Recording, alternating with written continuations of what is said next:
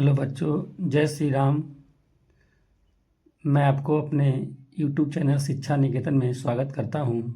आज मैं आप लोगों के लिए बिहार मैट्रिक बोर्ड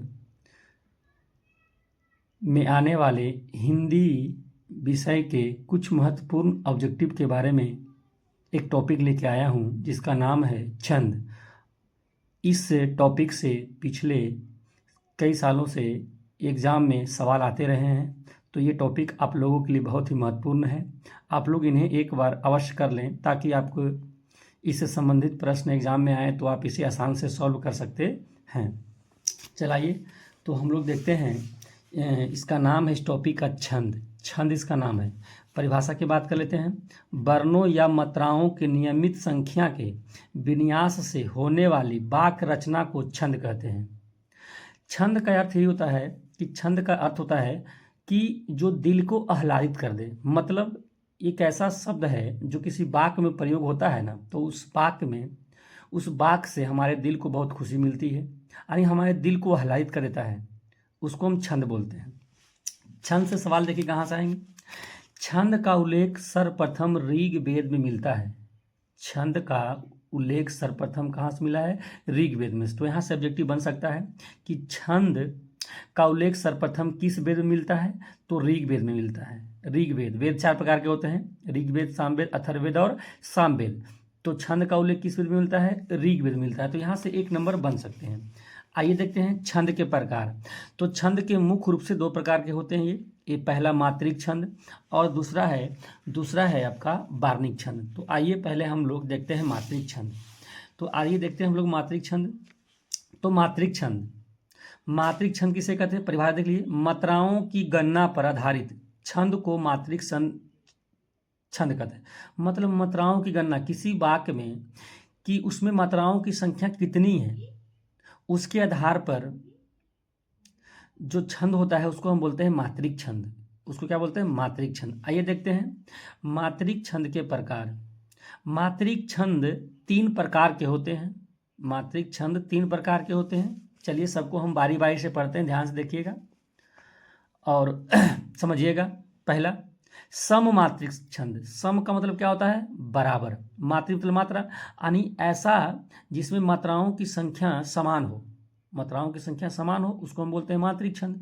देखिए, सभी चरणों में मात्राओं की संख्या समान रहने पर उसे सममात्रिक छंद कहते हैं। मतलब जो भी वाक्य है उसमें सभी में मात्राओं की संख्या समान होता है, उसको हम बोलते हैं सममात्रिक छंद। उसको क्या बोलते हैं? सममात्रिक छंद बोलते हैं। देखिएगा ध्यान से। हालांकि डिफिनेशन तो नहीं आएगा कि डिफिनेशन सममात्रिक छंद किसे कहते हैं, बट ये आपको उदाहरण दे देगा। देखिए जैसे उदाहरण देख रहे हैं, निरखी सिद्ध साधक अनुरागे, सहज स्नेहु सराहन लागे, होत न भूतल भाऊ भरत को, अचर सचर चर अचर कृत को। ये आपका एक उदाहरण है। अगर ये उदाहरण दे देगा, बोलेगा कि इस उदाहरण में कौन सा मात्रिक छंद है, तो आपको बताना होगा इसमें सममात्रिक छंद है। समझ गए? तो सममात्रिक छंद है क्योंकि इसमें ये जो आप उदाहरण देख रहे हैं, इसमें जो प्रत्येक लाइन है, सम में जो मात्राओं की संख्या समान है, मात्राओं की संख्या समान है। आइए देखते हैं। तो सममात्रिक छंद के कुछ उदाहरण भी हम लोग देख लेते हैं। तो पहला है चौपाई। चौपाई एक सममात्रिक छंद है। पहले सवाल पूछता है कि निम्नलिखित में से कौन सममात्रिक छंद है, तो उससे सवाल भी बनते हैं। तो चौपाई क्या है? एक सममात्रिक छंद है। देखिएगा, चौपाई में 4 चरण होते हैं। इसमें कितने चरण होते हैं? 4। देखिएगा, 1 2 3 4 चरण होते हैं। प्रत्येक चरण में 16 मात्राएं होती है। प्रत्येक चरण में 16 मात्राएं होती है। सवाल आएगा कि चौपाई के प्रत्येक चरण में कितनी मात्राएं होती हैं, तो आप आंसर लगाइएगा 16 मात्राएं होती है चौपाई में। देखिएगा 16, इसमें आप इसको गिन के भी आप 16 मात्राएं इसमें देख सकते हैं। जैसे देखिएगा 1 2 3 4 5 6 7 8 9 10 11 12 13 14 15 और एक 16। तो इस प्रकार से आप सभी वाक्य में गिनिएगा तो आपको 16 मात्रा देखने को मिलेगा। देखिए इसमें भी गिनते हैं 1 2 3 4 5 6 7 8 9 10 11 12 13 14, एक का हो जाएगा 15, एक मात्रा जो ओ की है वो 16, 15 एक 16, 16 मात्रा हो जाएगा। तो बड़ा अक्षर में 2 मात्रा होता है और हर्षई कार में 1 मात्रा होता है, दीर्घई वाला में 2 मात्रा होते हैं। तो आप इस प्रकार से अगर एग्जाम में ये उदाहरण देता है, पूछता है ये कौन है, चौपाई है कि रोला है कि आपका सोठा है, तो आप इसको गिन के भी बता सकते हैं कि अगर इसमें 16 मात्राएं आ गई तो ये चौपाई कहलाएगा। तो चौपाई में 16 मात्राएं होते हैं, आप ध्यान से देख लीजिए इसको, ठीक है ना। ऑब्जेक्टिव यहीं से बनते हैं कि चौपाई में कितनी मात्राएं होती है प्रत्येक चरण में, तो 16 मात्राएं। चौपाई में कुल कितने चरण होते हैं, तो 4 चरण होते हैं, ठीक है। आइए दूसरा सममात्रिक जो छंद है बच्चों, उसका नाम है रोला। रोला दूसरा सममात्रिक छंद क्या है, रोला। यानी रोला किस प्रकार का छंद है, सममात्रिक छंद है। आइए इसमें प्रत्येक चरण में 24 मात्राएं होती हैं। रोला में प्रत्येक चरण में कितनी मात्राएं होती है, 24 मात्राएं होती हैं। कितनी, 24 मात्राएं, ठीक है, ध्यान से देखिएगा, 24 मात्राएं इसमें होती हैं। आइए उदाहरण देखते हैं। जो जगहित पर प्राण निछावर है कर पाता, जिसका तन है किसी लोकहित में लग जाता। तो आप देखिएगा इसमें भी 24 वो आपको मात्रा मिलेगा और इस वाक्य में भी 24 मात्राएं मिलेंगी। आप इसको भी उसी प्रकार से गिन के बता सकते हैं, इसमें 24 मात्रा मिलेंगे, 1 2 3 4 5 6 7 8 9 10 11 12 13 14 15 16 17 18 19 20 21 22 23 और 24, तो 24 मात्रा मिलेंगे। आप इसमें भी काउंट कीजिएगा तो 24 ही मात्रा मिलेंगी। तो रोला क्या है, रोला सममात्रिक छंद और इसमें 24 मात्राएं हैं। इसमें कितनी मात्राएं हैं, 24 मात्राएं हैं। चलिए और हम देखते हैं तीसरा। आइए देखिए ग नंबर में तीसरा जो आपका है ग नंबर, वो सममात्रिक छंद है जिसका नाम है हरिगीतिका। हरिगीतिका ये भी सममात्रिक छंद है। आइए इसके प्रत्येक चरण में 28 मात्राएं होती है। मतलब हरिगीतिका जो छंद है इसके प्रत्येक चरण में कितनी मात्राएं, 28 मात्राएं होती है। देख लीजिएगा उदाहरण देखिएगा। कहती हुई यूं उत्तरा के नेत्र जल से भर गए, हिम के कणों से पूर्ण मानो हो गए पंकज नए। ये आपका उदाहरण देगा। अगर उदाहरण दे के पूछ दे कि इसमें कौन सी छंद है, तो आप बोलेगा ये हरिगीतिका छंद है। क्यों बोलिएगा, क्योंकि आप पहला वाला लाइन में, आप पहला दूसरा वाक्य में गिनिएगा तो प्रत्येक वाक्य में आपको 28 मात्राएं मिलेंगी। चलिए ठीक है, तो हरिगीतिका आप समझ गए, हरिगीतिका छंद। चलिए तो हम लोग आगे बढ़ते हैं। हरिगीतिका के बाद आता है जो चौथा आपका सममात्रिक छंद है, उसका नाम है गीतिका। देखिएगा दोनों में कंफ्यूज नहीं होइएगा, ये है हरिगीतिका और ये मात्र गीतिका है। तो इस जो गीतिका जो छंद है यह भी सममात्रिक छंद है और इसके प्रत्येक चरण में 26 मात्राएं होती है। इसके प्रत्येक चरण में 26, यानी हर एक वाक्य में 26 मात्राएं देखने को आपको मिलेगा। तो गीतिका में 26 मात्राएं होती है। चलिए अब आते हैं छंद जो सममात्रिक छंद है। सममात्रिक छंद जो है उसमें से आपको देखिएगा ध्यान से, वो दूसरा आपका जो है अर्ध सममात्रिक छंद।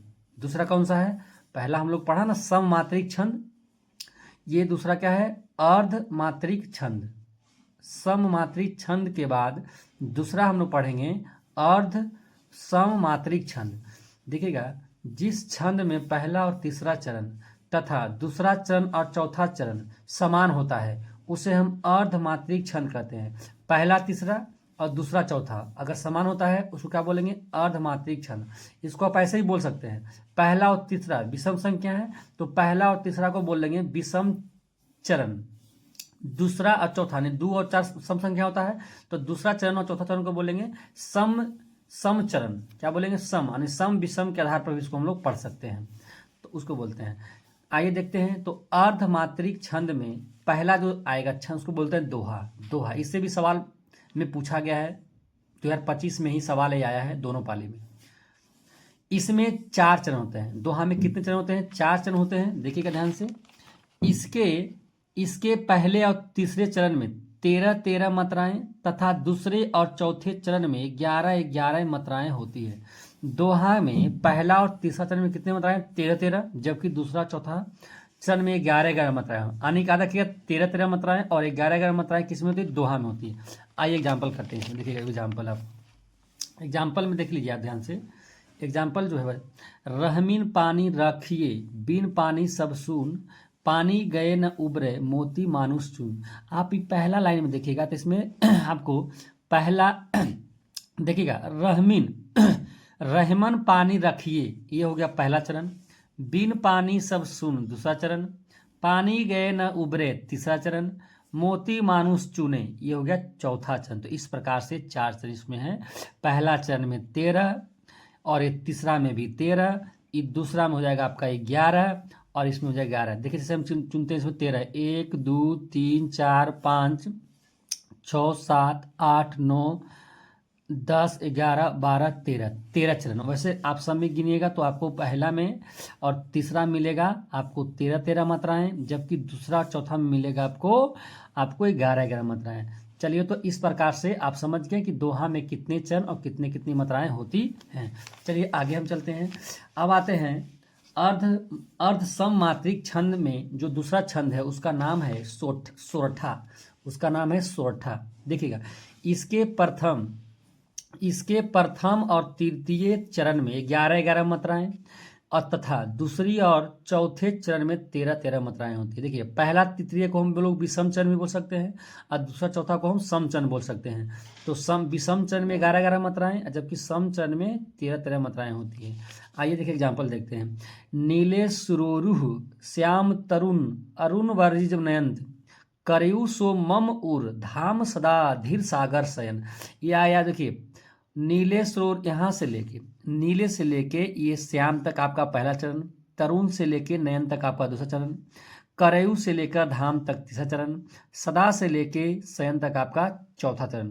तो पहला में और ये आपका रहा तीसरा, ये दोनों चरण जो है इसमें 11 मात्राएं हैं, जबकि दूसरे और चौथे में आपका 13 मात्राएं होगी। तो बस इसको समझ गए आप लोग। चलिए आगे आते हैं उलाला। ग जो आपका है उलाला छंद है। तो उलाला में देखिएगा, उलाला में इसके पहले और यहाँ तीसरे लिखा जाएगा, पहले और तीसरे पहले और तीसरे चरणों में 15 तथा दूसरे और चौथे चरणों में 13 मात्राएं होती। किसमें? उलाला में। देखिएगा ध्यान से, आप एक बात समझिएगा, सोरठा और दोहा एक दूसरे का उल्टा होता है। देखिएगा, अभी दोहा में क्या पढ़ा, पहले तीसरे में, देखिए ध्यान से कि दोहा में हमने क्या पढ़ा, पहले और तीसरे चरण में 13 मात्राएं, जबकि दूसरे और चौथे में 11। जबकि अब क्या पढ़े आप सोरठा में, देखिएगा सोरठा में अब क्या पढ़े, पहले और तृतीय में 11 और दूसरे और चौथे में 13 मात्राएं पढ़े हैं। तो सोरठा जो होता है वो दोहा का अपोजिट होता है, दोहा का उल्टा होता है। तो कौन सा छंद जो है वो सोठा का व्युत्क्रम होता है, तो हम बोल देंगे दोहा। या फिर कौन सा छंद दोहा का व्युत्क्रम होता है, तो हम बोल देंगे सोठा। दोनों का व्युत्क्रम होता है। चलिए आगे देखिएगा। तो उलाला समझ के देखिए, उलाला का यहाँ पे हम एग्जाम्पल लेके आए हैं।